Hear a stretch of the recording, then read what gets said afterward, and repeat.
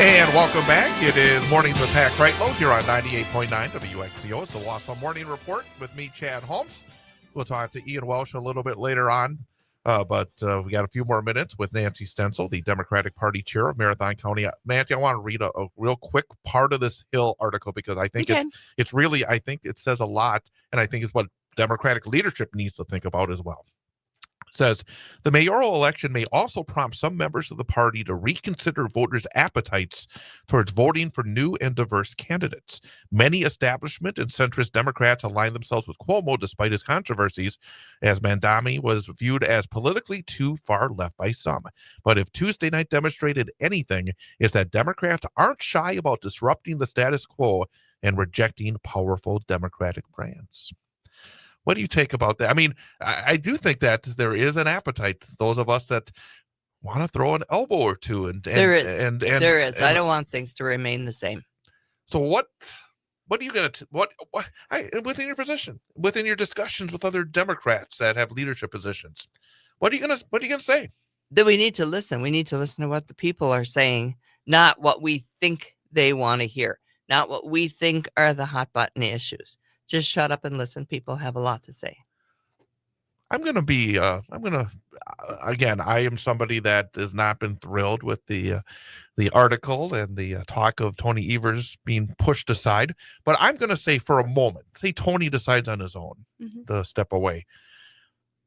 What do you want to see from Democratic candidates? I mean, Tony's going to run the way Tony runs, and he's a very, very likable guy, and he's a very honest man. Yeah. But there's that scary aspect when you bring in, somebody new, campaign. There'll probably be 5, 6, 7. Who knows how many people that would run? That part I hate when they get too many. It's just too saturated. But we saw in New York there were a lot of folks there, and yet this young man was able to come out. What do you think in the state of Wisconsin for Democrats a candidate would need to do to stand out? Tell the truth. I just tell the truth. Be yourself. You seem to be on a lot of the honest messaging, right? Very honest messaging, and I think that's where we are totally missing it. Our messaging, we're playing catch up all the time. Just say what it is. You don't have to sugarcoat it. A couple of weeks ago, you were down in the Dells for the Wisconsin Party Convention. Yeah. Let's start with the first thing. Again, Remaker was named the new party chair. Obviously, you had put in behind Joe Sapecki. Yeah. What did you hear from Remaker? What do you expect now? Because obviously, the decision's been made. You move forward. Okay, what do you need from the new party chair? Better messaging for sure. I wish Devin all the best, but that was my divide in why I went for Joe, because I felt Joe was more the average guy. He brought along good messaging, and I just felt that Devin was just more of the same, the corporate Democrat.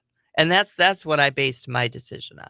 What else were you hearing? I'm kind of curious because you're around a lot of other Democrats, obviously, and I don't mean this as a slight, but establishment Democrats.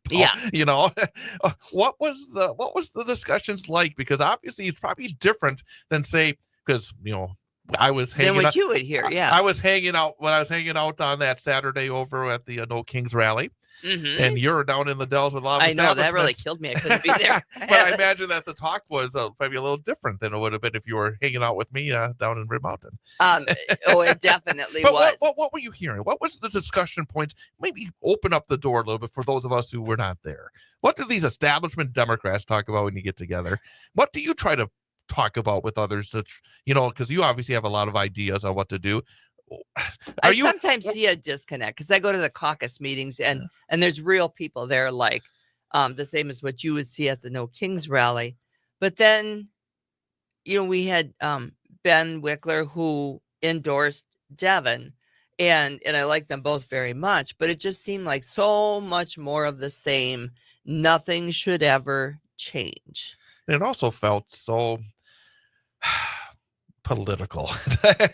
I mean, just average, because when you see the grassroots it doesn't feel as political. When you feel like, hey, something is done because of the rising passions of the people, Right. it's very What different people want. as opposed to a cold political calculus, which so many times it feels like. Exactly. Let me ask you, because we haven't actually talked about, you said it, you obviously were watching what was going on with the No Kings. I was just blown away. All over the country. Yeah. Yep, but even here in north central Wisconsin, I thought, it was blocks of people. Yes, it was. It was really impressive.